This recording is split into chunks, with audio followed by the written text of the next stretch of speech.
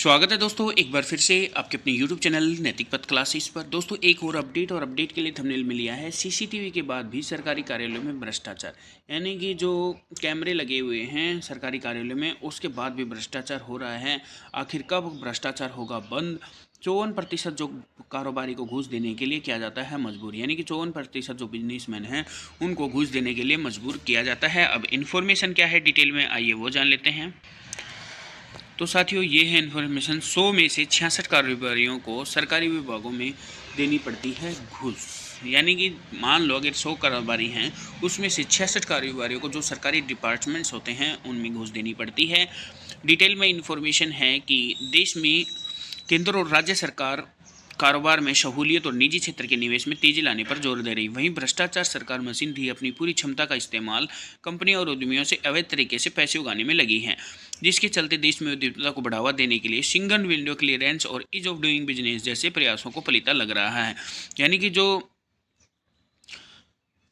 Ease of doing business report है और जो सिंगल विंडो क्लियरेंस है उस पर प्रभाव इसका पड़ रहा है। एक सर्वे में यह बात सामने आई है कि करीब 66% कंपनियों को सरकारी सेवाओं का लाभ लेने के लिए रिश्वत देनी पड़ती है। कंपनियों ने दावा किया है कि सप्लायर क्वालिफिकेशन और कोटेशन ऑर्डर प्राप्त करने के लिए तथा भुगतान के लिए रिश्वत दी है। लोकल सर्कल की रिपोर्ट के अनुसार कुल रिश्वत का 75% कानूनी मापतोल, खाद्य, दवा, स्वास्थ्य आदि सरकारी विभागों के अधिकारियों को दी गई है।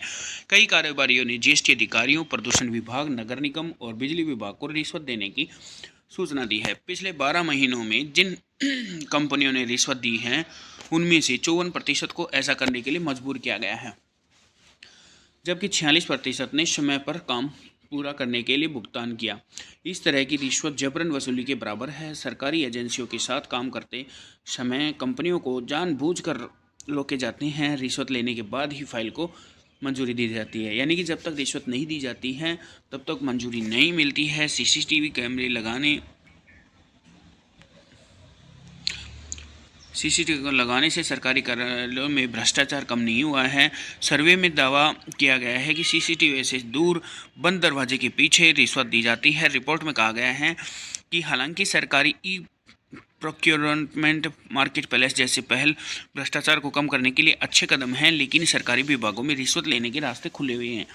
भ्रष्टाचार के मुद्दे पर डायलेट इंडिया के पार्टनर आकाश शर्मा ने कहा कि बहुत सी कंपनियों को लगता है कि नीतियों और प्रक्रियाओं के मामलों में थोड़ा पैसा देते रहते नियम कानून के मोर्चे पर कड़ी जांच पड़ताल और जुर्माने से बच जाएंगे।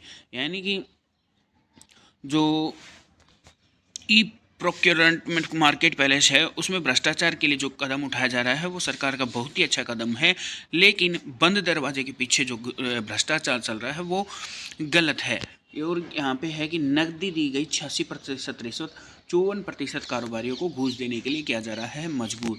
सरकारी कार्यालयों में सीसीटीवी लगाए जाने के बाद भी भ्रष्टाचार के लिए खुले हैं दरवाजे। तो साथियों एक इन्फॉर्मेशन थी। अगर आपको ये वीडियो अच्छी लगी हो तो प्लीज़ चैनल को लाइक से सब्सक्राइब कीजिएगा। जय हिंद, जय भारत।